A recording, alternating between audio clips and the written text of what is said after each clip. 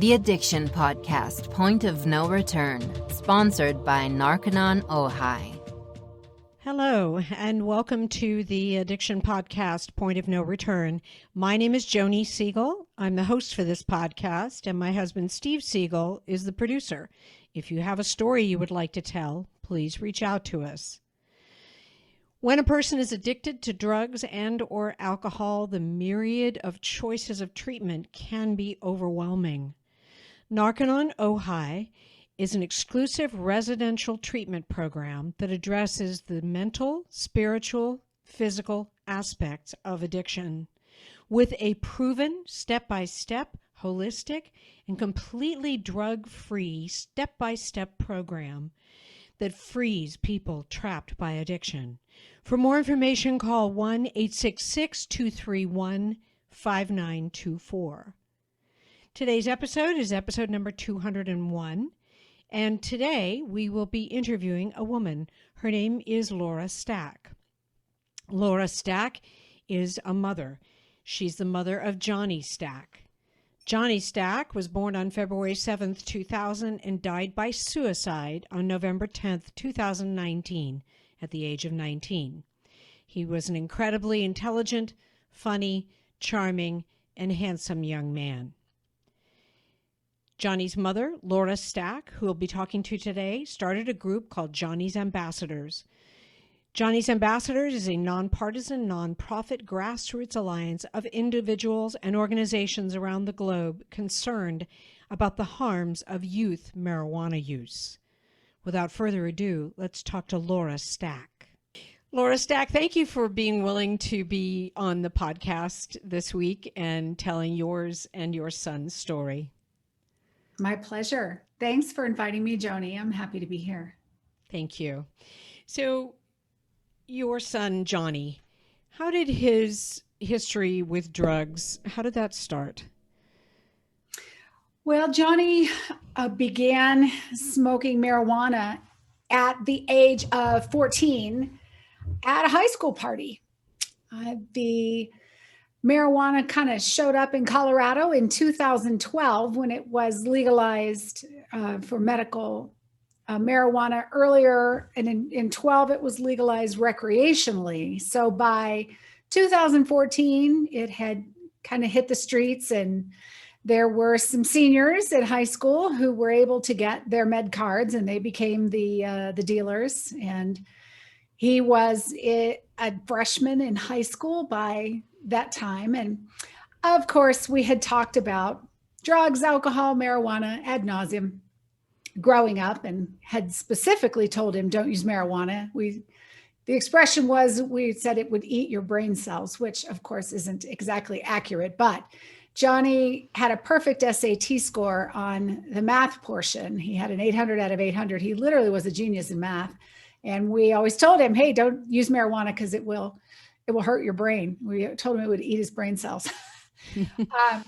But he came home after a party he went to in 9th grade, and he said there was marijuana there and that he wanted to try it, and that everybody was getting high, and he wanted to get high too. So of course we reiterated the message, let him know that was, not something that we wanted him to be doing. And he certainly couldn't do it while he was under our roof, and set some clear boundaries around there. Well, so he just stopped telling us. So unfortunately, the way that it began was someone who legally acquired a med card, which is fascinating because you can't use alcohol till you're 21, and you can't smoke until you're 21. But you can get medical marijuana at 18 here in Colorado, which is amazing that an 18-year-old makes no would have sense whatsoever, Laura. pain. Yeah. No. Sorry, no. that makes no sense. So you can't drink, you can't smoke, you probably can't vote. I don't know. Can you vote at 18? 18, yeah. Okay. But you can get a card for medical marijuana. And if anybody thinks that an 18-year-old is getting that card because they have medical issues, okay. Yeah, the numbers are startling. From ages 0 to 17 in Colorado for a med card for medical conditions, which I imagine at that age would be very severe if you needed a medical card. I'm guessing seizure disorders, cancers. I mean, sick children for whom it is helping. There has been research that the very pharmaceutical grades of purified CBD, for example, can help with some of these medical conditions, but there is no medical FDA approved smoke. Marijuana is never smoked. It is never dabbed. It is never freebased as medicine. And there were under 200 of those medical marijuana instances under the age of 17, and at the age of 18, 4,400. Wow. So from the time they turned 17 until they turned 18 in that month, magically, thousands of them developed chronic pain, which, I don't know how you have chronic pain at 18, but you pay a pot doctor $500 to write you a card, and you tell him or her you have a migraine, and boom, you at 18 in the state of Colorado can legally buy shatter. Wow. I wonder what the logic is, what the difference is between that and a pill mill, if you think about it. I mean, the pill mills, when they were in existence, you just simply came in with a piece of paper and some cash, and boom, you got pills. Seems kind of the same to me. I think largely it is. It's interesting because the medical sides of our dispensaries aren't obligated to track prescriptions. If it's truly medicine, why isn't there a prescription? Why isn't it tracked like opioids? Why is it that an 18-year-old would be able to go to one dispensary, buy an ounce, another dispensary, and they have no idea that you've been to 3 dispensaries? Well, wait a minute, you're over the legal limit. But see, that's not tracked because it's not actually treated like a prescription any less than the pill mills were. Right. Yeah. Wow. And I guess if I remember correctly, when the pill mills were in their heyday, I know there are some areas that still have them, but at least in Florida, I think when the pill mills were in their heyday, there was no tracking, and now there's tracking of opioids. Correct. Maybe that's something. Maybe there's some legislation. I know there are many smart people who are working on some of the regulatory gaps that exist in Colorado, and I'm sure many other places. And, seeing if some things can be tightened up, regulated, close some loopholes in ways that will protect our youth and yet allow the medicinal use of the people who need it. Legal adults. We're not talking here about in my nonprofit, we talk about children using marijuana, and so many people are up in arms about how, oh, you're trying to take away my medicine. It's like, no, if you're 21 and you're a consenting adult, the voters voted to allow that. I'm actually not even talking to you. I'm talking about children. My son was 14. And there are harms to children who use any level of marijuana. And that certainly has to be balanced if it truly is medical. But then they're taking it in very different formats. The medicine is never smoked, vaped, eaten, dabbed. Yep.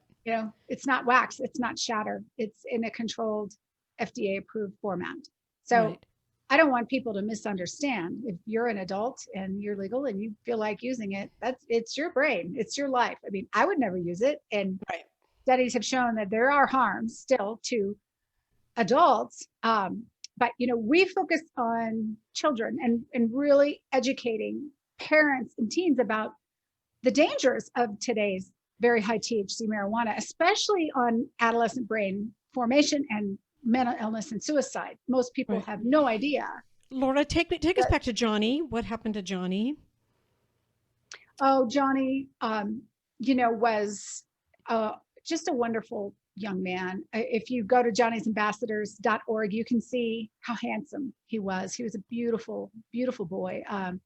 Smart, talented, funny. I mean, just your normal kid.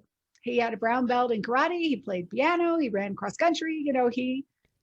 He did normal things. We did went on vacations, went to church. He had a 4.2 GPA. We're talking just a very normal young man, had a scholarship, had a very bright future ahead of him. And the marijuana derailed him. Did you have any idea, like I know you told him not to, and so he did it and he hid it from you. Did you have any clues or inklings of what was going on? Well, here's the thing, Joni, I couldn't duct tape myself to him. Right. That's right. If I could have, I would have. I mean, I would have duct taped him to the wall and, or shackled myself to him, or, if I would have, obviously known, we would find marijuana, we would find pipes. Obviously, these items were destroyed and confiscated, disciplinary measures put in place. We tracked his car. We would, remove privileges, everything that you believe you're told to do. Therapists, a lot of what you would expect. But when you are involved in a substance, and in his case, even if you're doing it, what we could tell, because we had alarms on our doors and, everything to make sure he wasn't leaving. It was kind of on the weekends and when he went to school, because he had to go to school. I mean, we wanted him to go to school. So we just couldn't watch him all the time, especially once he turned 16, and he would drive himself to school, and his brother, turns out, he would use marijuana at school in the bathroom. So even though we were monitoring him in the evening while he was at home, and in the morning, he would go to school and do it because, you can't smell it. You can hide vapes, and he did get in trouble a few times. A couple people even texted a tip on him in school, and they would go and search his car and his backpack, and he, would get MIPs, and we'd be like, good, thank you. Take him to the, MAD classes and the community service. And, it was a really, really rough road. He was able to manage his addiction remarkably well until he became a senior. I think it was kind of an intermittent thing. I mean, even if you're a moderate cannabis user, let's say you're a high schooler and you only smoke on the weekend. That's 100 times a year. It's a lot when we know that a single use of THC can actually create transient psychotic symptoms. So we don't really know. We know from some of his friends who came over after he died, several to apologize, several to kind of tell us some backstory that we couldn't kind of piece together from his journals. But by the time he hit a senior in high school, he still had that 4.2 GPA, and it went downhill dramatically. The shatters and the dabs really didn't hit heavily in Colorado until about 2016 was when they first started hitting the market at the high schools. And that's when he was 16. So by the time he was 17 and using those, we started to see a dramatic decline in his academic performance, in his motivation, in his hygiene. Behavior became very defiant, sadly abusive, verbally, mentally. He would call me names. Wow. Say horrid things, and it wasn't him. It was the drug. That's it right. was his addiction. That's right. Forgiven him for that, but yeah, he went downhill fast. Laura, I'm sorry to interrupt. I learned recently, because we had a doctor on the podcast who's he's a pain management doctor in Colorado, and he explained to me what a dab was, but I don't know what a shatter is. It's just another type of an extract. Shatter, it looks like it's brittle, and that's why they call it shatter. Instead of a dab that's a sticky kind of wax, shatter looks like if you threw it down that it would shatter. It looks more glass-like. So they're often, the extracts and the concentrates are often named by their consistencies: butter, shatter, wax. Right. But it's basically just a very concentrated form of the THC, the active ingredient in marijuana. Yes, 90% tetrahydrocannabinol THC. It's extremely potent. But he was using some of those. We'd find, blood torches. The strange thing was, Joni, and I think this is why we are so obsessed in our nonprofit about educating parents, because we didn't even know what dabs were. Right. We didn't even understand. You still have this mindset of your kid smoking weed, and you think it's the same stuff that you used when you were a kid. Like, I literally didn't know about dabs. And I mean, looking back, I feel so ignorant, but it's not my fault. I didn't know what I didn't know. We always used to think, weed was 2%, 4% THC. You think of, grass. Yep. We'd actually roll a joint, so in your mind, that's your reference. That's your frame of reference. And, you kind of go, yeah, I used weed. I'm not a prude. Kids will be kids. It didn't hurt me. And I've forgiven myself for that, because it was just ignorance. And most people today over 28 years old have no idea what dabs are. I did one Facebook posting. I remember just saying, do you know what a dab is? And it got 20,000 shares, 20,000. Like everybody's like, what is that? And it wasn't really until, fast forward, he's in college and has his first suicidal attempt. And we're getting his things out of the university to withdraw him and take him home. And we find this nectar kit in his room. And my husband and I are literally like, what is this? What is this stuff? And it was dab, it was wax in this case. But, the torches and just, and we had to literally look it up on the internet, that kit. And that's where we went, oh, we are dealing with something that we're not prepared for. We don't even know what this is. This is not the weed you smoked in the 70s. This is not the weed. In my case, 80s, but yeah, I was going to say, 60s, you're not the 70s, but 80s. Yeah. I'm 51 now. But, the unraveling was really in high school, his senior year. By the second semester of his senior year, he got 4 Ds and barely graduated. His GPA was so high, he still got honor cords. It was sad, but he all but stopped going to school. And he moved out when he was 18. It just got so bad with the behavior change, the defiance, the anger, the non-compliance with any rules, and the continued drug use, and just very disrespectful. I mean, when you have to put locks on your own bedroom door because you're afraid of what your young teen man may do, it's time for them to move on. And he refused to make any changes, continue to go to a therapist and do all that. But he just said, I love marijuana. He said, I love it, Mom, and I'm not going to stop. And so we mutually agreed, and we have another son and an older daughter and a younger son who was still at home. And it was not a good environment for him. And so we made a mutual decision that he moved out. And that was in February of 2018. And he just went crazy. We really hoped he would get arrested. At that point, he was selling. When you get involved at that level with marijuana, at some point you become a dealer as well. Yeah. That's where he did get a few, MIPs. He got into some legal trouble. We didn't bail him out. We didn't, we made sure that he made all of the restitution that was required. And then that summer, he got really bad before he started college. I mean, he stole my dog and said that if I didn't give him money, he would kill it.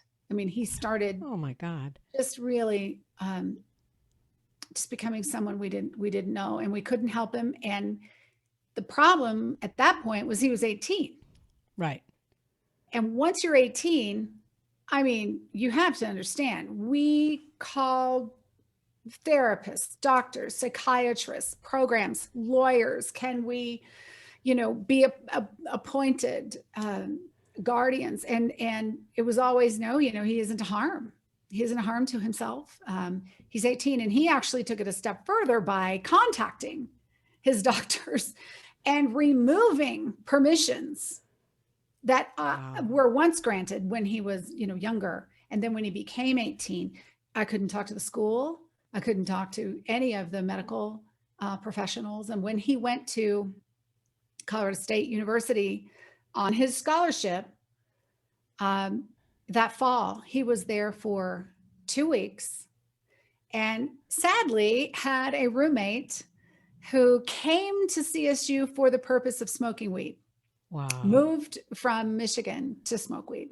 Wow. So Laura, as far as you know, sorry to interrupt again. Sorry. No. As far as you know, he never did any other drugs. It was just marijuana, right? No, he did experiment with some other drugs. Okay. He would try this or try that, or one off this or one off that, but he was never addicted to anything else. He was never treated for anything else. Okay.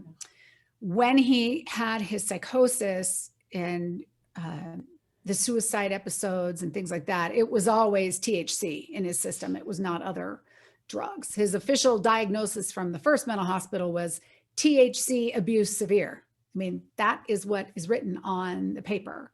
Didn't test for other things. I know for sure he tried LSD,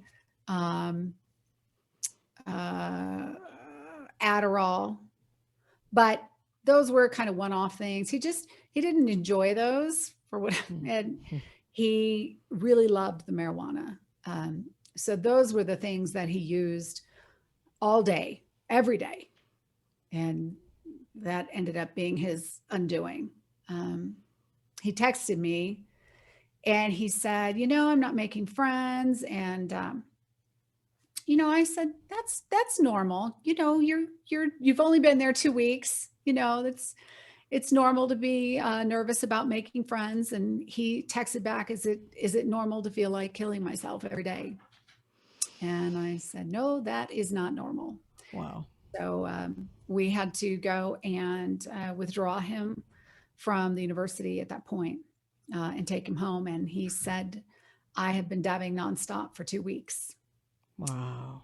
So we took him home and kind of got him settled. But then the university said we had to go pick up his things from his dorm, and he didn't want to go do that. And so we, thought he was okay. Lesson learned, he was not okay. And while we were at the university getting his things, that was his first suicide attempt. Wow. Yeah. What did he do? Did he overdose or did he? Oh, no. He attempted to hang himself in his bedroom. So we were gone. He went out and drove and got materials, rope, a torch, had it all set up in the bedroom. I got a call on the phone. It was him. And he said, I just tried to kill myself. And it didn't work. And so, of course, I'm on with the police and him, trying to keep him on the phone and putting him on mute while talking to the police. And they were able to get to the house as he was trying to leave. And they saw the burn marks on his neck, and they took him to the hospital. And of course we drove 90 miles, 100 miles an hour down to get home, and went to the hospital, and he was there, and no injuries, but they took him from there to his first mental hospital on the suicide watch. And Right. Then they could only hold him for 72 hours. And it was Labor Day weekend and nobody was working. And it was crazy. Like he didn't even see a doctor until like the day before he was leaving. And he talked to me on the phone, and you could tell he was just clearly still agitated. And he said, I'm going to kill myself as soon as they let me out of here. And I said, and I told them, I said, he is going to kill himself. You are listening to the Addiction Podcast, Point of No Return. For more information on the podcast, or to reach out if you have a story you would like to share with us, go to our Facebook page by the same name, or you can email us at theaddictionpodcast@yahoo.com, or go to our website, theaddictionpodcast.com, or call us at 727-314-7080. And please remember to subscribe to our podcast wherever you listen to podcasts and give us a 5-star review. For more information on our sponsor, Narconon Ojai, visit their website at narcononojai.org. That's NARCONONOJAI.org. Or call 1-866-231-5924. That's 1-866-231-5924. Sometimes, the hardest thing about getting someone into recovery is getting them to agree to treatment. Bobby Newman, a certified drug counselor with 30 years experience and an over 85% success rate as an interventionist, has created a series of 12 videos that you can use right now to learn every step to get your loved one to agree to treatment. Call 1-833-918-0008 today and say the word podcast to get a 10% discount. Or go to newmaninterventions.com and type in the word podcast for a 10% discount. This service comes with a free 1-hour consultation with Bobby. And Did they give him any drugs or anything when he was in there? Nope. No? No, Wow. In fact, they took him off everything. They took him off. By this point, the marijuana use over the years, he was on something for his anxiety. He became like really anxious. It was like a combination anxiety, depression medication. And they just said, we're just going to take you off everything. So when he left the mental hospital, he was free of the marijuana, which was wonderful because, that took 3 weeks to get out of his body, where he could come off of this withdrawal. Apparently, the withdrawal effects of marijuana are bad. He was in the hospital for 3 weeks and came home off the marijuana, off the medications, and on nothing. So we went to the therapist. This, of course, freaked him out. He was willing to get some help then. And he put him on one medication for depression, I think, at that time because of this whole incident. And his brain healed. He was in a fog for a long time, couldn't think. It had, really done some damage to his memory and he slept a lot. He just took him a long time, really 4 months till the end of the year. And then he felt like he was better. He had done some work in a kennel with, kind of felt like he was ready to go back to school. So he didn't want to go to the same school. And of course, he had lost his scholarship. Right. So we tried the second University of Northern Colorado in Greeley. And he went back up there, full of hope and vim and vigor and seemed really focused. Unfortunately, went right back to the marijuana crowd. He did well for a couple weeks, got in with the wrong people, and pretty soon we could tell he was sliding down with those same kind of symptoms. Now, at this point, he'd never had any kind of psychosis. We'd never seen, we saw the suicidality and his anxiety and things increase over the years, but he'd never been psychotic. Then when he was at UNC, he was using a lot of dabs just for weeks. And he called in April and it was the middle of the night. It was 3:00 in the morning. And he told me that his room was bugged, that his dorm room was bugged, that his phone was listening to him, that I'd actually sent him to an FBI base. The university was an FBI base, and that they thought he was a terrorist and that the mob was after him. So this is where, as a parent, you realize, wow, my son has lost it. I mean, it was the craziest talk I had ever heard. Wow. So obviously knew there was something severely wrong. Called to the school. They wouldn't help me. They wouldn't help me. They wouldn't talk to me. They wouldn't send the police over. All they did was move dorm rooms. They wouldn't tell me anything that was going on. They wouldn't tell me where he was.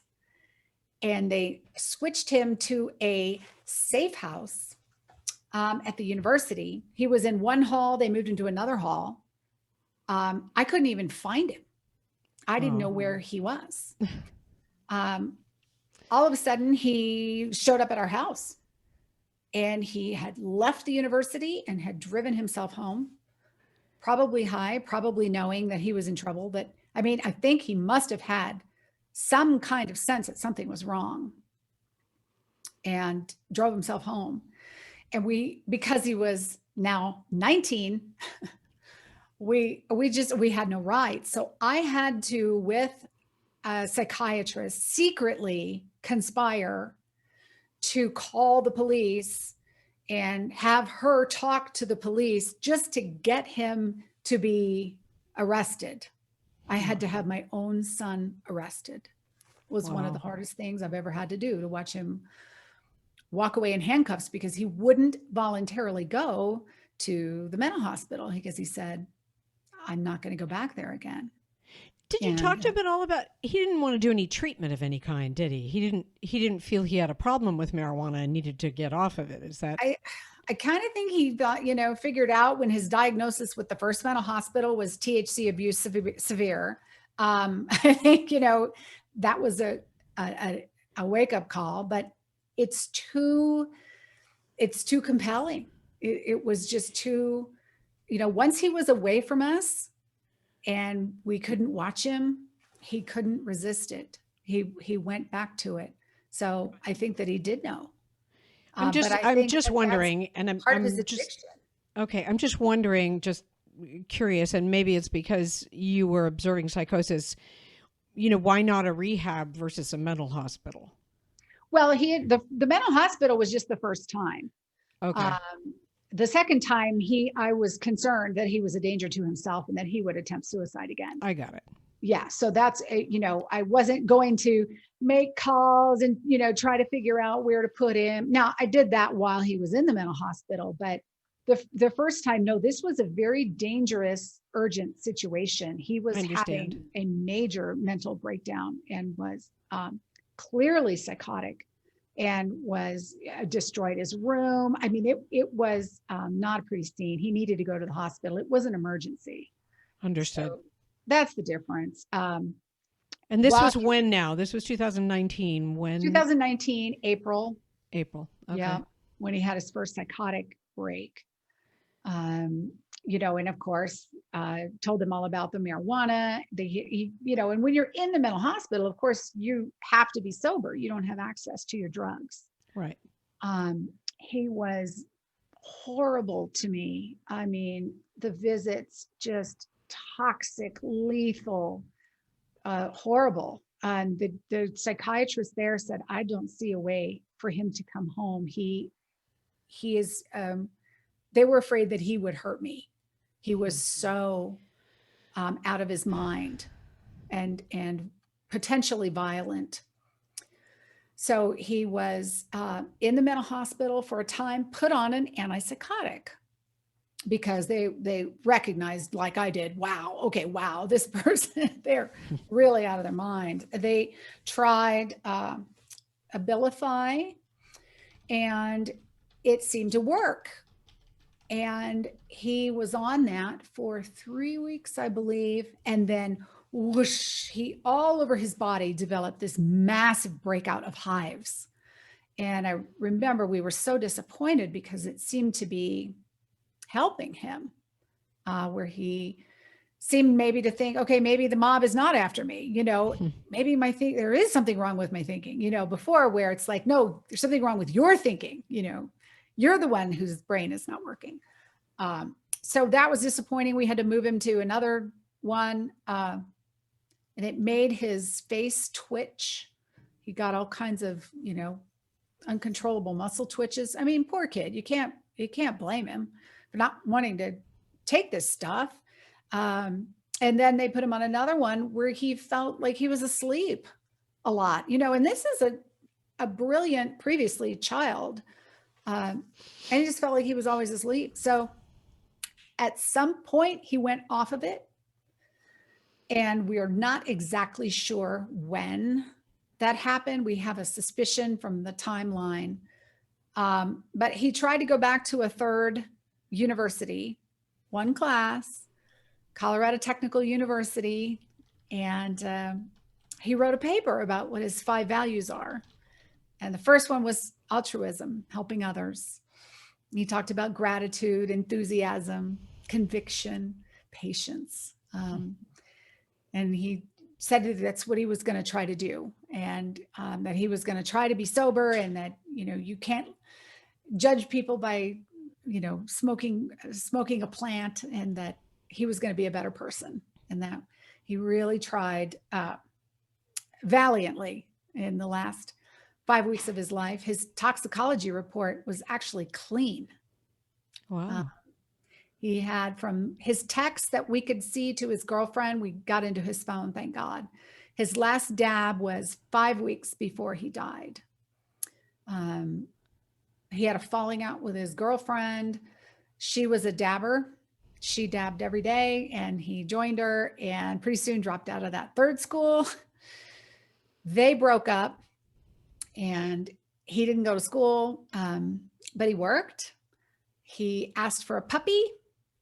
We bought him a puppy. The psychiatrist said that would probably be a good emotional support pet for him. So we bought him a beagle, and he wasn't using marijuana. He, we thought, was on his medicine. So that's what was really interesting in the end, was that he was writing in a journal. And of course, we didn't know he was writing in a journal because he never showed us his journal. But 3 days before he died, he came over to the house, and he seemed lucid, but a little upset. And he came over for dinner. He had his own condo. He didn't, he was 19. He wanted to have his own job, his own dog, his own condo. And we thought he was doing well. Didn't know he wasn't taking his medicine. And he said, "I just want you to know that you were right." And I said, "About what?" And he said, "About the marijuana. You told me that it would hurt my brain, and it has ruined my mind and my life. And I'm sorry. And I love you." Oh. And 3 days later, he died by suicide. He didn't tell anybody. I didn't get the, I feel like hurting myself, Mom. He did it with no warning. Wow. I'm so sorry. And then we found the journals. Thank you. I'm sorry you have to go through that as a mom. It's why we're doing this podcast, why you're doing your story, because hopefully, yeah. I just want other parents to, listen to his warning and not lose theirs. Yep. Yes. Yep. So tell us about what you're doing now with Johnny's Ambassadors, because I know wherever he is, he's happy that you're doing that. Well, that's what, for the first few months, of course, I could do nothing. But then I just decided, I can just lie here in bed in a fetal position and cry for the next year, or I can try to make his life not be in vain and keep his spirit living on, and, just try to help him help others like he really liked to do. He really did care about people, and especially the homeless. He was very caring. volunteered and even would bake cookies for homeless shelters. And, that was just his spirit. He had a very kind heart. Then So I really know he's happy about what you're doing. yeah. So explain about Johnny's Ambassadors and what you guys Johnny's do. Ambassadors, we have a program for parents and a program for teens. We don't charge for anything that we're doing. We're raising funds. So we've been very blessed to raise some funds in the last 6 months that we've been in business to help us with our programs. We're developing a very innovative online teen marijuana curriculum that is almost ready to be piloted. We hope to eventually put 500,000 teens through that in the next 3 years. It's a very interactive, fun, hip, they're on their TikTok. We have talent that we've hired come in, hopefully grab them, throw them into this curriculum. And of course, we don't want them to have to ask their mom for $19, to take the marijuana training. So we want it to be free. Yep. For everyone. So we ask our donors to please sponsor a few teens so that we can keep our curriculum no cost. So we have almost completed the development of that. So we hope to get that into schools and youth groups and boys and girls clubs and coalitions and, any teen that wants to take the training, we want that available for our parents, because many of them, like me, just did not know about what the children today are dealing with. They don't know what's at the parties. They don't know what their kids are using. I didn't either. And so we want to teach them about that. So every Friday we have an expert come on, and they for free, out of love and the kindness of their heart, share for an hour. So we do the Johnny's Ambassadors expert webinar series for parents. We've done about 30 of them. They are on our website on demand now. And then we have every Friday, we're booked through the next several months. We have doctors, chemists, drug experts, psychiatrists, just really an incredible faculty of people to share. I was a professional speaker and a published author before this happened. And so now I'm using my platform and my knowledge of events and promotion and social media, to really grow in a grassroots type of way our movement. We have almost 1,200 ambassadors now. Wow. People just like me who are their children are using, or they're concerned, or they've passed by suicide or car accidents, who find us and join us. And we have some events. We have a walk coming up in September. It's our second annual. We had it last year. We use hashtag Stop Dabbing. And so we're hoping to get 100 teams or so. We have about 35 now around the country, 4 in Canada, Brazil, Dublin, New Zealand, Australia. This is a global problem. It's a global problem. Yeah. Absolutely. If people want to contribute, like maybe do a scholarship or start a walk or somehow participate with your organization, where do they go? What do they do? Well, the easiest thing is just to go to our website, which is johnnysambassadors.org. And we're on Facebook. We have a Facebook group, Johnny's Ambassadors in Action. There's about 1,100 of us on there. The walk is on our website, or they can just go to stopdabbing2021.com.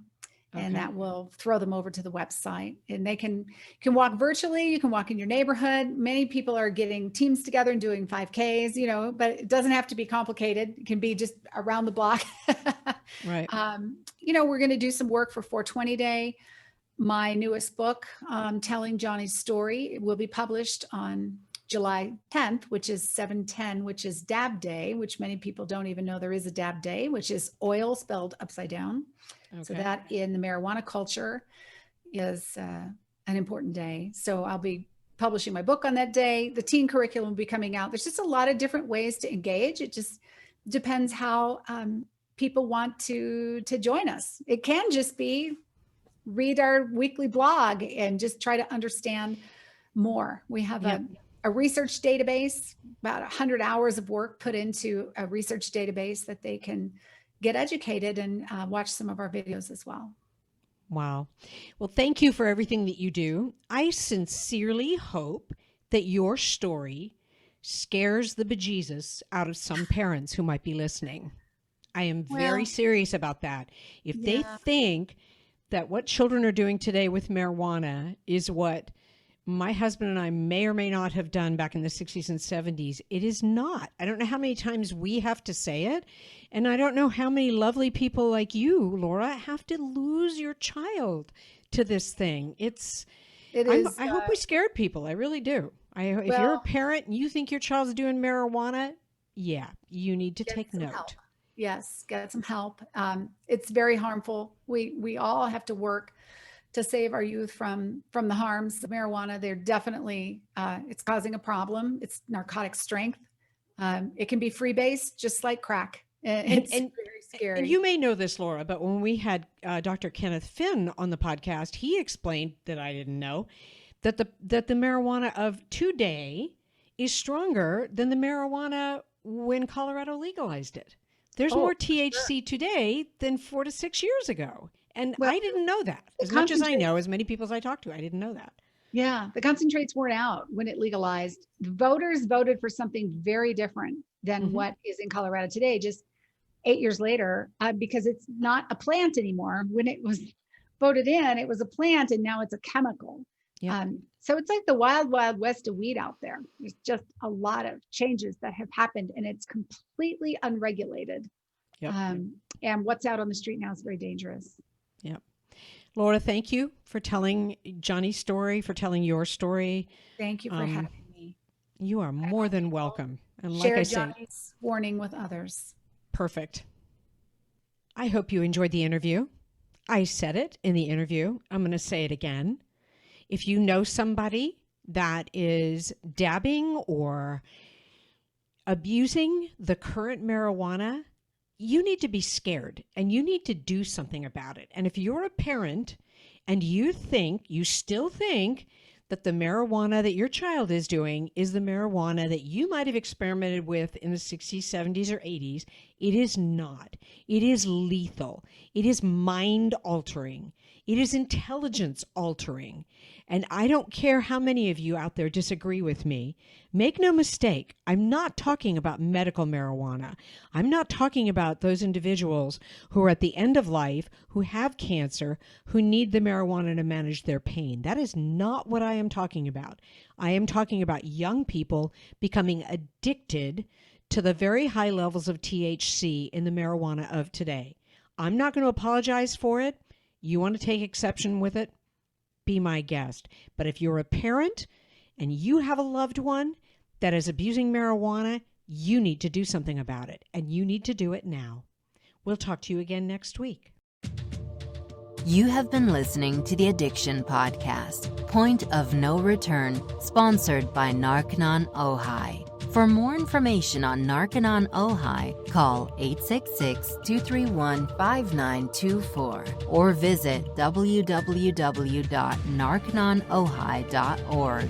Narconon is a non-12-step rehabilitation program based on the works of L. Ron Hubbard.